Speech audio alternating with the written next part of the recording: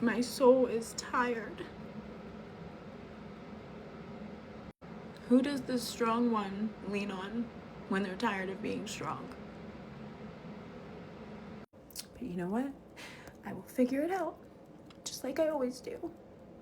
And I will make sure tomorrow I am doing all my scheduled readings and tapping into my gifts and abilities and veiling and doing all the things to make sure that I can, efficiently provide for my family and be mom and be all the things that I need to be while the inside of me are literally falling apart.